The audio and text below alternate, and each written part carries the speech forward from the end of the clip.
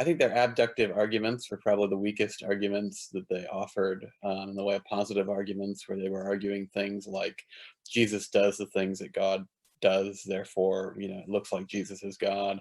Those sorts of things I think are generally weak arguments, especially when you have Old Testament prophets being empowered by God in so many similar ways, and this is something that we got to bring up in the debate a little bit, which was fun. Moses parted the Red Sea. Doesn't only God have the power to do that in himself? Was Moses a fourth person in God now? And if that's true with Moses, maybe that can be true with Jesus and his miracles and roles as well. One of the things that I was the complexity of their answers and their responses in contrast with the simplicity of our arguments and responses, where we were able to just take things at face value, take words at their normal meaning, make simple arguments and simple points that were really simple enough that children could find these things in the Bible, I think.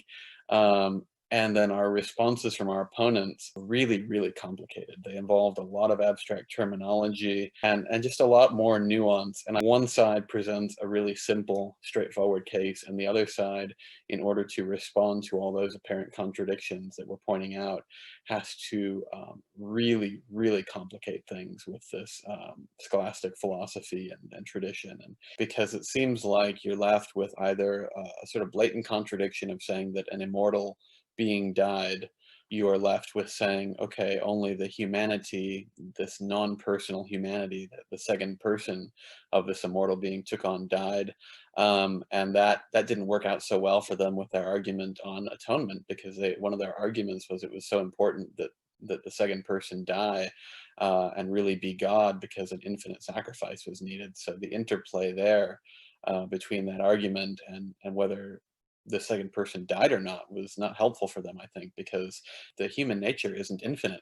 So if you need an infinite sacrifice and it's only an impersonal human nature that died, that was taken on by the second person, then you're still missing your criteria for a sacrifice. So that left them with either needing to say that the second person died even apart from the human nature dying in some way, or else denying their atonement. And I don't think that either of those options are good options for them, because it's just a blatant contradiction to say that an immortal person died, to say that the second person died in their deity, as I guess I would maybe put it.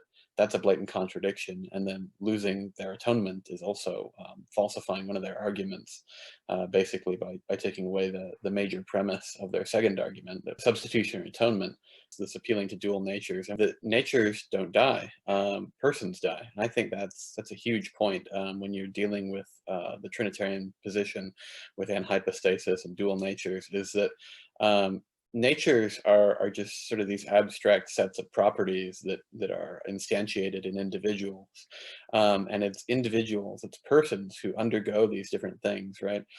Every nature, like, natures aren't living things, so natures don't die.